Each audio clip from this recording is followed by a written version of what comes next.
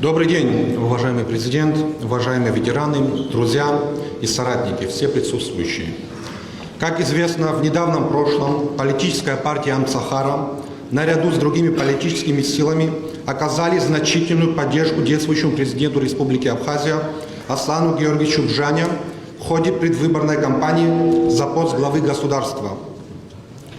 День ото дня членами партии на всех ее уровнях проводилась кропотливая работа по ознакомлению населения с программными тезисами Аслана Георгиевича, его взглядами на вопросы государственного строительства, внешней и внутренней политики.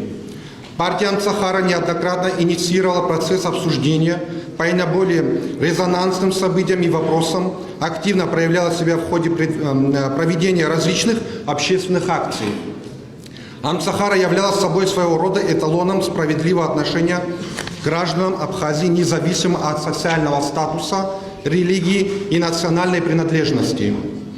Следовательно, достигнув заявленной цели избрания президентом Аслана Бжане, Амцахара также стала причастной к обязательствам, возложенных на него народом Абхазии. Что это значит для партии, для всех, кто прилагал усилия? Это значит, что партии, общественные организации и наша команда в целом не может и не имеет морального права проявлять свою активность лишь в предвыборный период. Мы не можем жить от митинга к митингу, а в промежутке терять контакт с людьми. Думаю, все согласятся с тем, что в основе наших действий лежит не избрание конкретных личностей президентом, а достижение всеобщего развития абхазского общества и государства в целом. Но в основе нашего подхода не должно стоять поведение некоторых государственных служащих, которые в любой острой и сложной ситуации, требующей ответственного персонального участия, буквально запираются в своих кабинетах, теряют контакт с народом и обществом, отдаляются от единомышленников. Но при этом они же пользуются своей приближенностью к руководству, которое для них обладает опьяняющим эффектом, перестают замечать, что это ложное ощущение всесильности приводит их к потере памяти. Они стали забывать, а может быть просто и не знали, так как не участвовали в политической борьбе. Как, почему и для чего они попали в свои кабинеты. И в таких случаях именно вы все вместе должны явиться для них тем самым отрезвляющим фактором. При таком подходе президентскую власть следует рассматривать как важнейший инструмент, с помощью которого осуществляется достижение обозначенных целей. Мы видим, что политическая борьба ведется на фоне усталости, а в ряде случаев и недоверия граждан к их возможности решать важнейшие проблемы. Сама борьба не должна выходить на первый план. Ведь цель политической борьбы – это, безусловно, служение во благо народа, теряется на этом фоне. Сегодня всем нам следует осмыслить пройденный путь и найти способ достичь то, что не удалось реализовать. Вступление Аслана Бжане на пост президента совпало с пандемией, с осложнением международной обстановки в мире. Это оказало значительное влияние на ход событий в нашей стране. Руководству страны пришлось справляться с возникшими новыми реалиями. При этом следует признать, что утверждение о том, что команда Бжане не справилась – ложь. Именно этим руководством созданы условия, при которых увеличилась собираемость налогов и платежей. Платить налоги стали те, кто не платил их десятилетиями. Увеличилась собираемость таможенных платежей. В районах страны ведутся крупные инфраструктурные работы за счет собственных средств. Это факты, их невозможно оспорить. При этом руководстве усилиями правоохранительных органов страна справилась с криминогенной обстановкой. За 3 года существенно снизились количество тяжких и особо тяжких преступлений. Видимо, граждане забыли времена, и хорошо, что это осталось в прошлом, когда едва ли не каждый месяц крали людей с целью выкупа, когда убивали и грабили. При этом практически никогда не находили виновных. Сегодня этого всего нет. Мы не можем принять доводы некоторых оппонентов о том, что нынешнее руководство, дескать, лишь пожинает планы деятельности своих предшественников. Убежден, что такие разговоры абсолютно беспочвенны, продиктованы политической ангажированностью и конкуренцией. Одним из пунктов предвыборной программы Аслана Бжане было привлечение молодых кадров в систему государственного управления.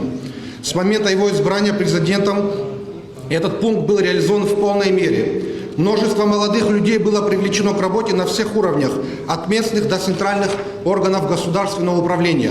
Целью такого подхода было обеспечение преемственности поколений в системе государственного управления связанная с формированием и передачей опыта.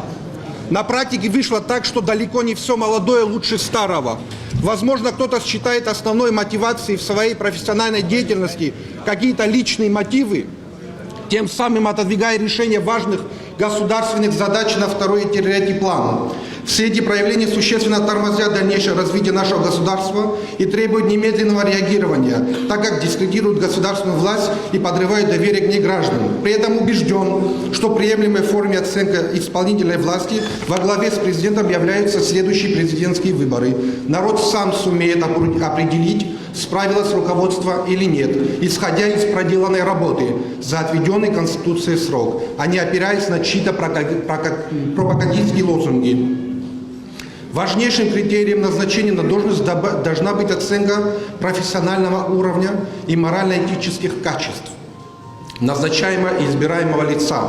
Подобный подход и впредь должен быть на вооружении партии Амцахара, когда именем партии рекомендуются кандидаты в представительные органы и органы местного самоуправления страны. И степень их ответственности, подчеркиваю, должна увеличиваться. В последние годы особенно часто говорят про прозрачность общества и свободу слова. Но свобода слова – это не значит очернять. Свобода слова – это не значит оскорблять. Свобода слова – это не значит унижать. Когда произошел тот надлом, после которого люди стали так нетерпимы друг к другу? Почему для достижения политических целей стало возможным ломать судьбы людей? Не действием, а именно словом, когда на неугодных вешают ярлык предателя. Так кто, как не вы, герои Абхазии, ветераны войны, должны знать настоящих врагов народа, изменников Родины и их отпрысков, которые, возможно, интегрированы или стараются интегрироваться в общество и, более того, пытаются влиять на политическую среду и обогащаться за счет этого. Не взяв на себя ответственность, никто и никогда не получит желаемого результата. Без ответственности не будет свободы. Нам надо научиться ответственно подходить к решению всех проблем. Мы, наверное, уже привыкли к тому, что практически все вопросы в нашей стране политизируются. И любая далекая от политики тема, вдруг пропитавшись ею, становится невозможной для обсуждения. При этом слышны бесконечные обвинения в кулуарности, в закрытости и в предвзятости тех, кто принимает решения. Но давайте сравним. Например, по теме законопроекта о регулировании правового статуса апарт-отелей и апартаментов хочется отметить то, что данный вопрос обсуждается максимально открыто на площадках с академическим и научным сообществом, с бизнес-сообществом и общественностью. Более десятка лет экс-чиновниками, политиками, депутатами обсуждался вопрос продажи жилья иностранным гражданам, порой закрыто и кулуарно, но сегодня обсуждается вопрос именно о регулировании правового статуса апарт-отелей, то есть исключительно коммерческой недвижимости, и происходит это открыто и публично. Так вот, когда руководство обвиняет в том, что таким образом оно проталкивает якобы скрытую форму продажи земли, хочется сказать следующее. Земля в Абхазии не продается. Видимо, это необходимо повторять как мантру. При всем этом, в соответствии с действующим законодательством, в настоящее время иностранный гражданин, в том числе гражданин Российской Федерации, может зарегистрировать фирму в Республике Абхазия, взять в аренду земельный участок, построить на данном участке гостиницу, пансионат, а также любой вид коммерческой недвижимости, в том числе и апарт-отель. Закон нужен, чтобы регулировать эти правоотношения. Также законопроект предусматривает дополнительный специальный сбор, целевое назначение которого будет направлено исключительно на финансирование государственных программ, обеспечивающих жильем отдельно нуждающихся категорий граждан Республики Абхазии.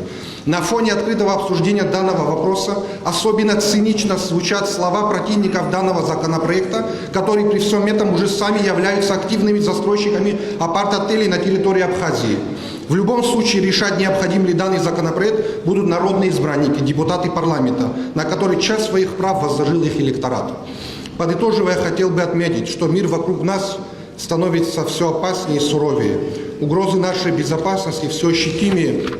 И несмотря на то, что во внутриполитических процессах уже долгое время идет борьба, в вопросах внешней политики мы как никогда должны быть едины. Сменяемость власти имеет цикличный характер, и нет ничего вечного, но при этом нельзя забывать сохранять лицо. Благодарю за внимание.